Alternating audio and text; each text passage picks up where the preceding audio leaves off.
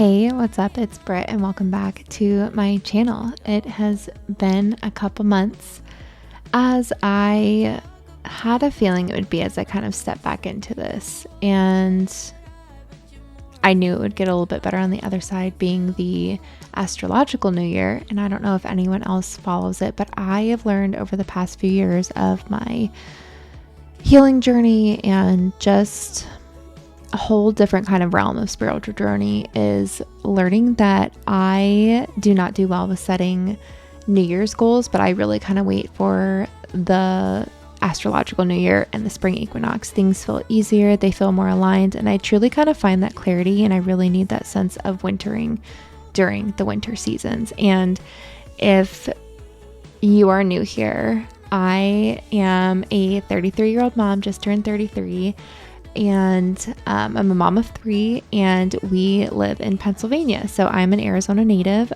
born and raised, and we moved out here about 4 years ago for my husband's job, relocating. And while I always say the culture shock didn't wear off until the first few years, this last winter has been rough. And we always get to about February, and then we have a really nice day, and my husband and I are contemplating moving, and things feel extra hard. And then we have a sunny day, and we realize it's seasonal depression because it's not something that we grew up with, being in the Valley of the Sun. So it is always funny and comical to this point, but we've truly loved having the seasons. But I will say the groundhog has been a little rough on us this year, adding 6 more weeks of winter. So as you're seeing this is a vlog that I've had queued up for quite a bit, and I went back and forth with just sharing this, but I do think everything kind of falls into place for a moment. And I wanted to make sure that just putting this up here. So this is a day in February, end of February. So we're right at the turn. This is the last part of the winter. And I just kind of wanted to take you through my day, and a realistic day at that, of what it looks like homeschooling and working full time and kind of finding our groove. So we started homeschooling in August. This is our first year homeschooling. I did homeschool my oldest in kindergarten, and that was the first year we moved out here. In the process of moving out here, it was a very interesting journey. You can take a look back through my Instagram and see things. But we actually moved in the little bit of the pandemic right after that, so 2021. But it was also through the change in climate around everything. So it was very different coming from Arizona and then coming out towards the East Coast, because everyone's kind of in a different stage of everything. And obviously culture is different, life looks different. And we came out on a 21-foot trailer because we could not find housing. The housing was nuts. Our house sold before we even put it on the market, and then trying to find a house out here felt absolutely impossible. But we truly did find our home that was meant for us. It came on the market literally the weekend we landed out here. But we did take our time and felt called to do so. And we spent 3 months traveling around in a trailer. So we did homeschool during that time, and then finally bought our home in November, and then continued homeschooling throughout that year. So the last few years, our girls have went to private school out here. Education is very important to both my husband and I, as our families are teachers. And then this year we really did feel called to homeschool. Late night hours up the hill. If we need to change the first letter, it's large. What is another name for large? I think the thing that I've noticed throughout our especially first year homeschooling all 3 girls is that there truly is a calling that comes over you when it comes to homeschooling. And honestly, I think it's the same way in entrepreneurship that I can describe, is that it's just something that sits with you and sits in the back of your mind constantly. And I think it's one of those things that we intuitively as moms know what's right for our child. And I think sometimes it's the fear of acting on it, even though we know our intuition is telling us otherwise. So I kind of want to bring you behind the scenes on my thought process and some of the things that have been really amazing, some of the things I still struggle with, but just a realistic kind of insight into our first year, and especially if it's something that you're thinking about as well. Should we plant in our garden? You want to draw, or do you want to write first? I wanted to draw. Okay. So as we're starting this in the morning, I have come up with a million different ways to start our morning, but truly we all are gathered around the table. And sometimes I have all three kids. Sometimes one of them's in the living room. Sometimes they'll be outside if they're doing independent work. As much as I thought that I'd be more type A or try to make myself feel better, our family dynamic, or what works all together with all three kids, is not type A oriented, if that makes sense.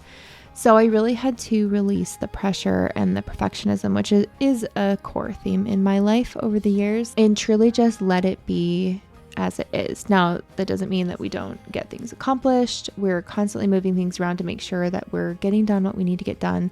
But the whole point of homeschool is doing it in a way that works for your family. And I think that has been the most freeing insight and permission slip, especially meeting other homeschool families. And it's amazing the magic that can happen throughout it. So as we kind of start our morning, I will sometimes have things planned, or I know where we're at. We kind of have this rhythm now, and it did take some trial and error, I want to say. So we started our homeschool year in August, which this year we'll be starting earlier, and we're going to do more of a year round, just because we were already doing summer school. I had created like a little summer camp just to kind of test things out, because I was a little bit nervous, but I also didn't want them to be jarred. They did know we were homeschooling, and I kind of wanted to get a head start on feeling out what rhythm would work right, because if you're looking into it, I'm sure you've seen there are a million different ways to do this. And I just wanted to know kind of the insights of what would work really well. So trial and error is a huge thing, and letting go of what doesn't work. And sometimes it works for a season and then it changes.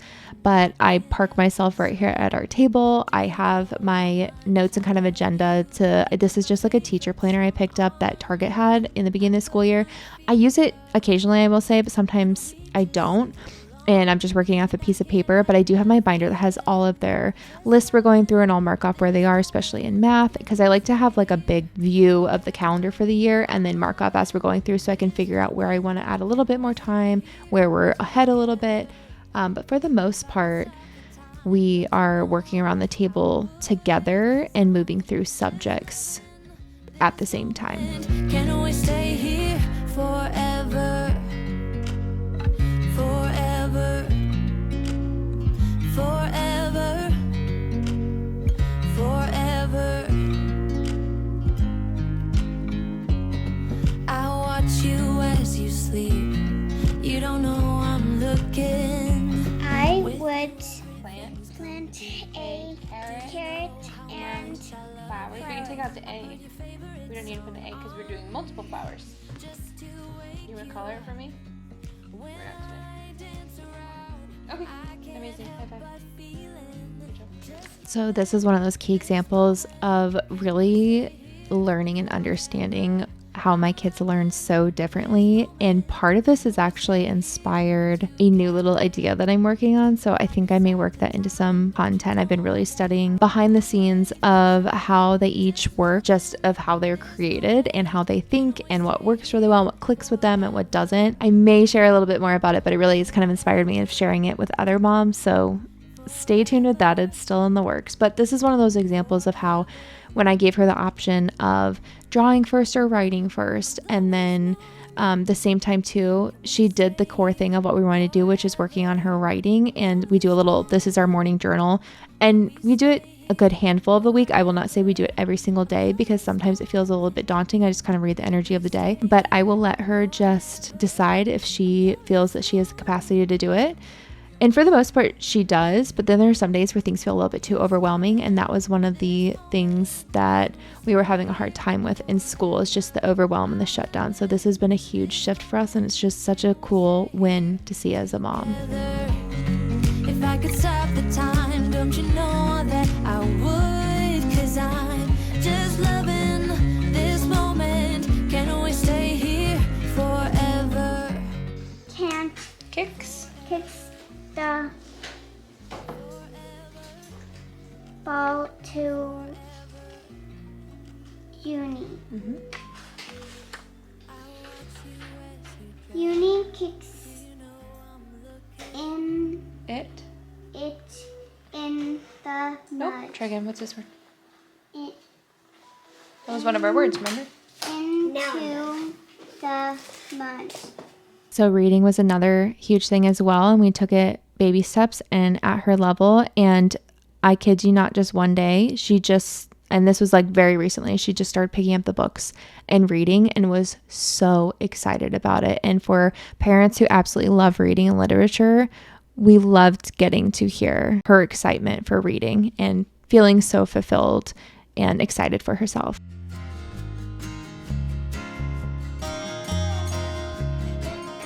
So as we were kind of finishing up our morning work, which I will lay out kind of if you're interested in our curriculum and what I chose this year, that was another huge part when I was researching everything of like what the best curriculum was. For the most part, we do the same for everyone. I have the same root core curriculum. If you're interested in this list, please let me know and I will happily share it. But then there are a few different things we changed. So one of them was math. So we did Beast Academy for my oldest and my middle, which is what we're working on right here. And we did both the online component and the book work, which I thought was really important. It kind of drives I feel like the online drives a little bit more of the lessons as an extra practice.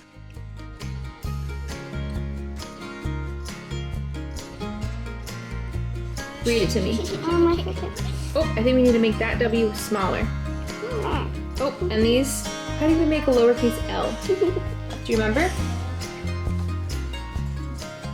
And so while my oldest was working on math, and actually my middle one was over in the living room working on hers because it's what they felt really excited to do that morning to start with. We just went with it. I'm working on our language arts with my youngest, who we were doing our reading and getting it done. We're doing our language arts journals right now through the reading that we did this morning and the stories that we worked through. So our main core curriculum that we use that I absolutely love is called Blossom and Root. And we use the art for it, the science, the language arts, and it is very Charlotte Mason and Waldorf inspired. So if you've been looking in the different kind of ways that curriculum is built, I love it. And it is secular, so it's non-religious. You can add it in any way that you want, but I kind of love that it's separate so that you can add it in a way that makes sense to you. But I also know that a lot of people do love more religious ones. There truly is so many different combinations that you can use, and you can tweak every curriculum to make it fit your family, which it can be overwhelming, but I find it really, really fun. Have every type of have every kind of yummy food. I'd also like to be helping plant, water, and harvest the plants, and over and over. I want it to be a big garden. That's what I want. I'd also want my own miniature garden next to the big one. It would be perfect for me. It would have flowers and milkweed for monarchs.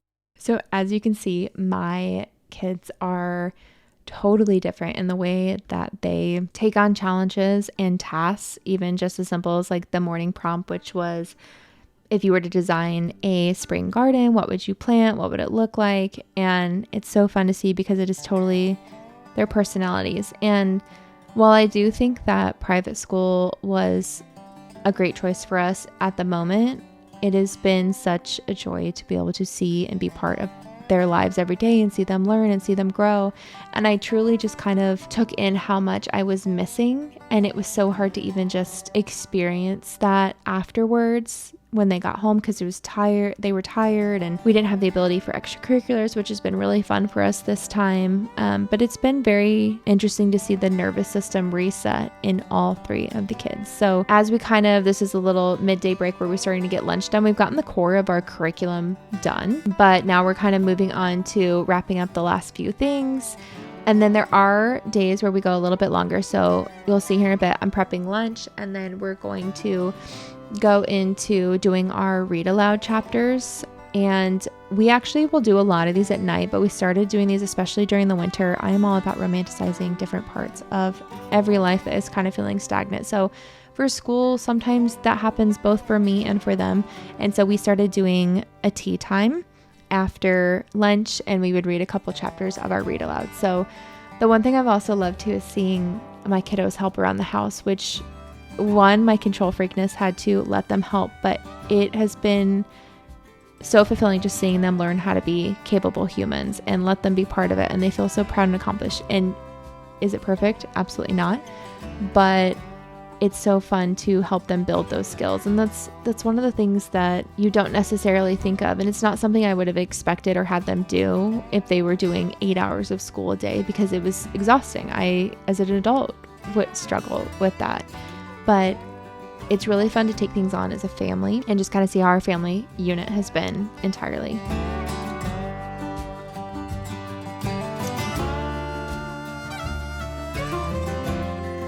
I think one of the biggest things that I have absolutely loved seeing in my children is the confidence in themselves as they've taken on not only something new this year, but just the confidence in who they are as they grow.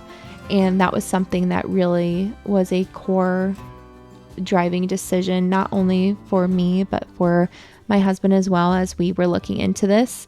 And I will share this just because he and I have had so many talks about it, that he was very hesitant, but really trusted my lead on us deciding to take on homeschool with all 3 girls this year, because we truly were taking a chance on things that we didn't necessarily know what it would look like. And as I always say, he and I are a very lean team. It's just us, and we don't have the extra support or the family. And it is very much so us trying to balance things. So taking this on was no little feat, but we felt so called, like I said, and it just felt so important and the right move for us that we were willing to figure it out for ourselves and trust our instinct. It is by no moment any less chaotic, but it's wholesome, and it has been such a joy. And I love that he gets to see this too. But seeing their confidence grow as people is one of my absolute favorite things. And so he will even say now he couldn't imagine us doing anything else. I truly can't imagine us doing anything else, even on the hardest of days, because I have loved seeing what it has given our girls in every way, shape, and form. And while it took some figuring out to figure out our groove, and like I can even do an updated video of what our day looks like now, our rhythm is still very much so the same.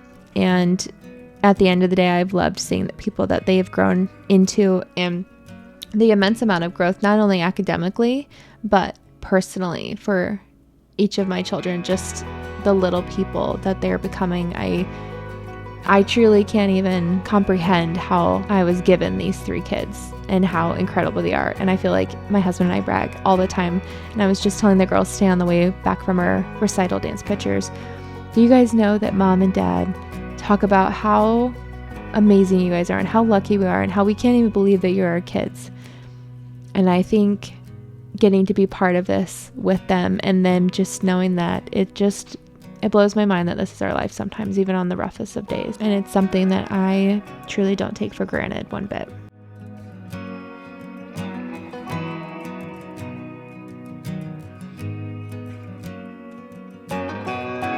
Here's just a little mom hack too that I learned during our picky season of eating. And I feel like we are, I don't want to jinx us, but possibly just getting out of that. It has been hard with mealtime. But if you put anything on a board, whether it is vegetables, pizza, sides, main dishes all together, it's a winner every single time. My board method, I swear by, and I will always share with moms with picky eaters.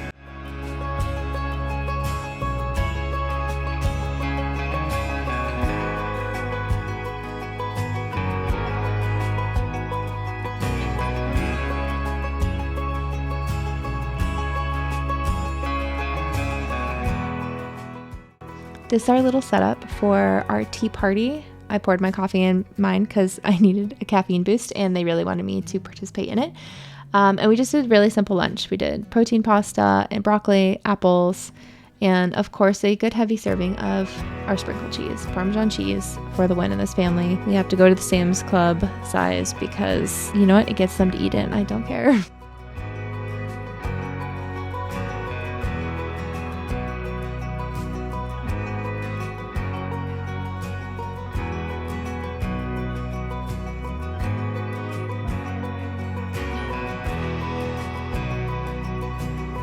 So this is one of our absolute favorite books. We are on, I believe it's the 4th, but don't quote me, but I think there's either a 5th or a 6th coming out this summer. It's called The Heartwood Hotel, and it is the sweetest stories. And I think it's honestly great for all ages, but it is It is one of the sweetest series that we have read.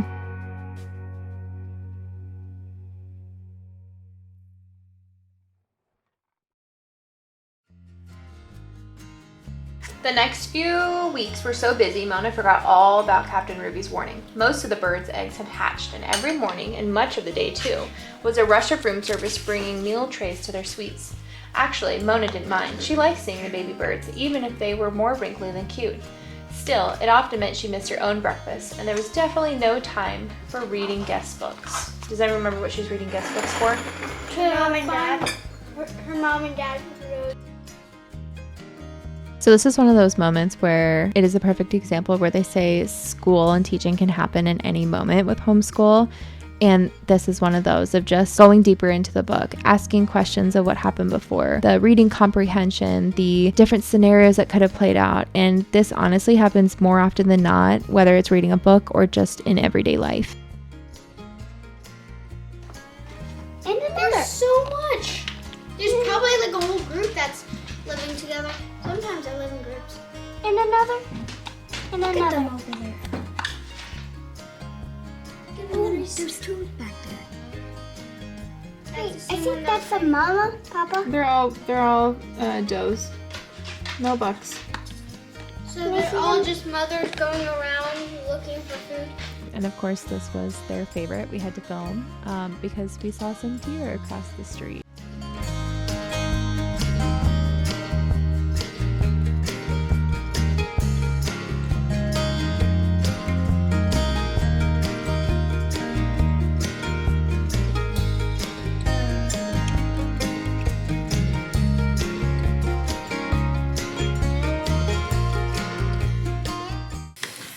So this is the point where I start transitioning over to work and getting my work stuff done. And because we have dance today, usually I will try to either get what I need done before the night before and work a couple extra hours to carry the load, or I will wake up early and do a focused work block in the morning. So it looks different week to week depending on the load and what I have going on. But before I do that, I'm going to make a drink. I'm going to make just some hot tea because it sounded good, and we still have snow outside. It's slushy, but this is one of my favorite teas. If you like hot tamales, you will like this. It's literally hot cinnamon sunset tea. I usually pick it up from Target. I think there's other places that have it too, but it smells so good, and it's one of my favorite teas, especially when it's like tea drinking season. And usually I'll do like Splenda or just some honey. So that's what we're gonna do today. So now I kind of want to dive into the things that I feel I'm still struggling with a bit with homeschool, or the things that I feel like past versions of myself would love to know when we were looking into homeschool. And I think it's that when you're homeschooling, things can feel overwhelming a lot, especially if you don't have the nervous systems to support that. And I do feel like this year especially has brought up a lot of grief that I didn't fully take on, that I was experiencing or just kind of processing through. So there's been a lot of nervous system work around here, and just carrying the day-to-day load. And not only that, I also have to make myself acknowledge too just the changes of working fully with a quote 9 to 5, even though my hours are a bit flexible with this, and taking on homeschooling, and just the massive changes that we've done this year, even though they have all felt truly aligned. So I think sometimes just acknowledging that days can be overstimulating and shifting gears, and like I said, giving permission to change things if we need to, because I think sometimes having that rigidity and that rigid mindset, and I think one of the easiest things to fall into is mimicking public school or like a school schedule. It can feel like you're constantly failing. And I think even as moms, we also have that notion more often than not of feeling like we're not doing enough or we're doing things wrong. And I don't know, maybe it's just me, but that is one of the things that I constantly struggle with. And I have to remind myself of the wins we've accomplished just in the first 7-8 months of homeschooling, and it makes me very excited to continue doing this and hopefully spread some joy and some hope that if you're sitting in the situation too, just like I was terrified out of my mind of how I was going to do it all, that it's one of the best things we ever did. Dinner time. I'm usually not alone on let me set you up here. I'm usually not alone on like most weeknights, my husband is just, they have people in from a different site because we used to live in Phoenix, so it's Phoenix people. So he is getting it together and being social, which is rare for him. So he's in New Jersey doing that. And I'm covering all the bases. So usually kids already did their dinner and I'm sitting here getting some work done and listening to a YouTube video while I'm doing that. This is my time where we got done with dance, we did showers, I made their dinner, they finished eating, and now they're getting their wiggles out before we go do our quick bedtime routine. And I'm letting this food cool because I just had to cook their ground turkey. Usually we have this pre-made, but we just felt like, you know, and you just fall a tad behind and it just kind of puts it. So we haven't banked all this food yet, but we did start recently cooking their food. We've done this before, and then sometimes we'll have picky eaters. And then our oldest boy, we have 3 dogs. We have 2 golden retrievers who are sisters that came from the same litter, because this is why we don't buy puppies, is we went in to go get a puppy for our old guy, who is the bestest boy in the whole wide world, and walked out with 2, because how do you decide? This is why we have always done rescues, but coming from Arizona, we walked into a PetSmart and came out with a dog. That does not happen out here on the East Coast. So it was very hard to get a dog, a companion for our boy to keep him young forever, because we want him to live forever. So anyways, we've done like these diets before. They're not raw diets, but like we just like home cooked food, and we've talked with our vet before and like loved it. We even got to test it with blood work, which was so cool to see. We're always big on the data points.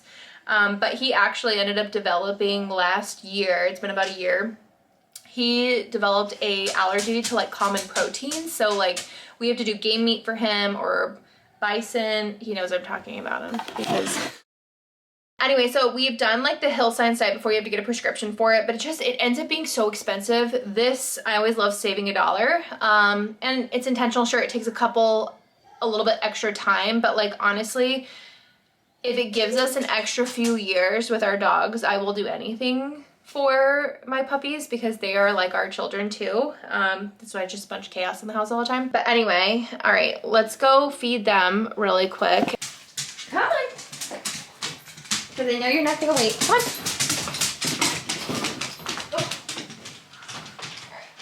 1, 2.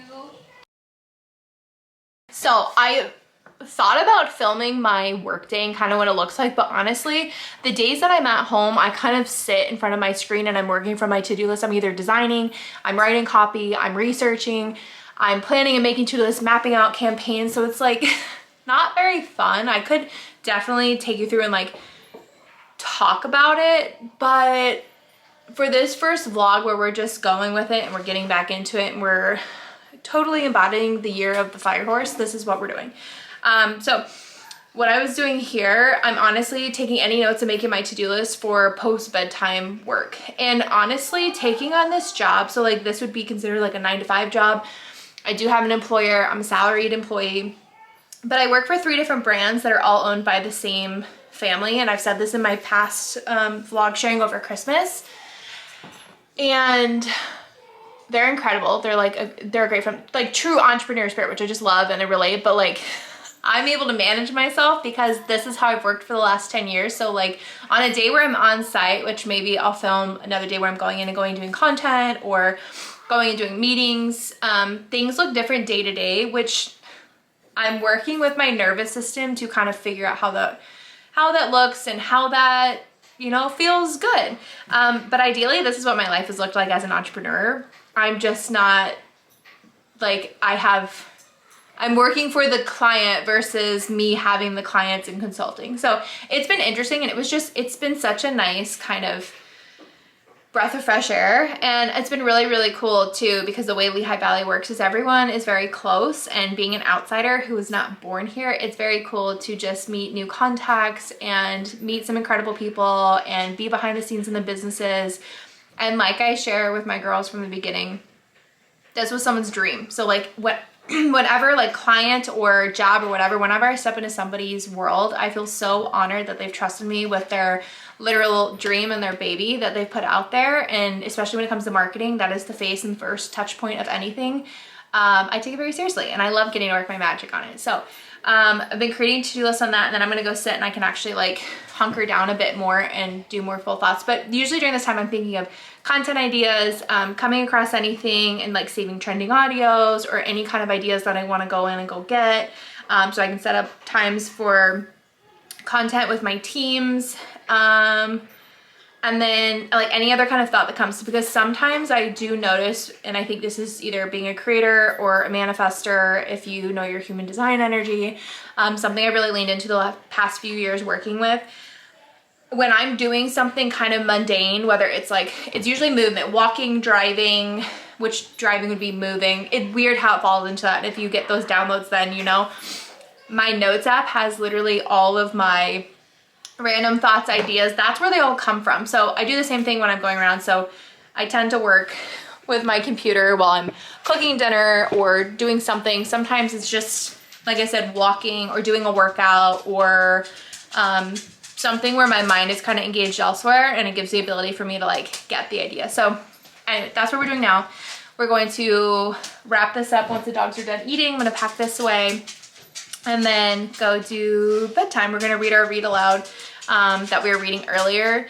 Lately, we're in the experimenting phase. And if you have followed me over, when you're seeing this, if you were following me over on Instagram, I took the last about 10 months off from social media accidentally. So I've created a little bit on YouTube of just kind of like getting it out, but I've truly had a hermit year. And I do think that this deserves its own little like episode on itself, of a little sit down talk, because I went almost silent this last year. And when I look back, I think of like how much has happened. I don't recognize my life a year ago. It was a full 180. And I think had I been creating, or like, had I not shifted my business, the way I think about it and the way I see it is like downshifted, like downgrade, you know, like a car.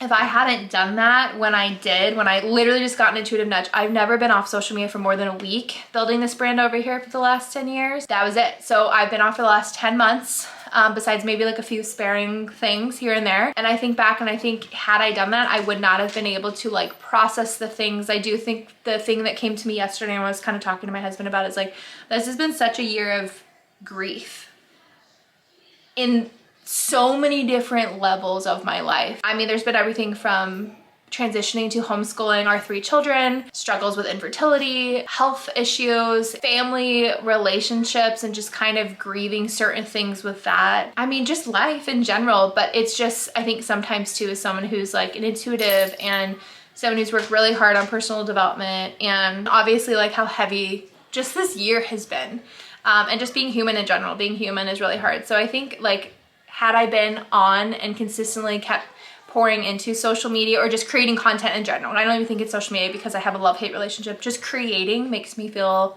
so me.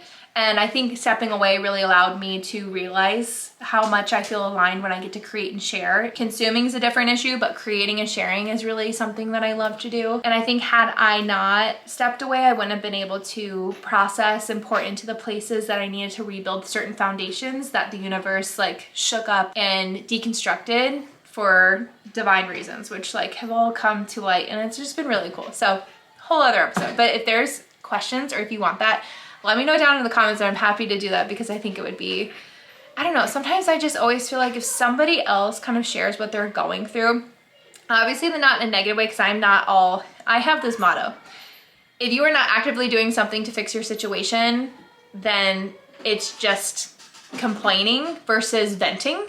But I do think a good vent session is awesome. It's just where you put it and where you put that energy and where you're like bringing up the energy from really matters. And so I'm a huge believer in intentionality on that. But I think sometimes just knowing that people are walking through certain things, there is a sense of relating.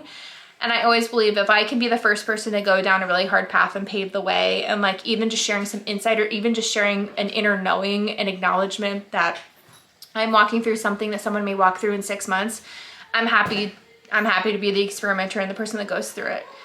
I've lived through worse, and I think sometimes that is my purpose to be able to do it. So I think that's why I relate so much with creating content and sharing out there. So long-winded story short, we're gonna go do bedtime now. I hope this vlog was helpful in some way, shape, or form, as chaotic as it was. This is a real day in the life with me taking on homeschooling and working full time. But I hope that it gives you a little bit of encouragement, even just watching me kind of navigate the scenes. I always hope that my journey can inspire someone and give themselves permission to take on what their intuition is telling them. If you have any questions, please feel free to drop them below. I'm happy to answer follow-up questions or share any helpful links, and I will see you in the next video.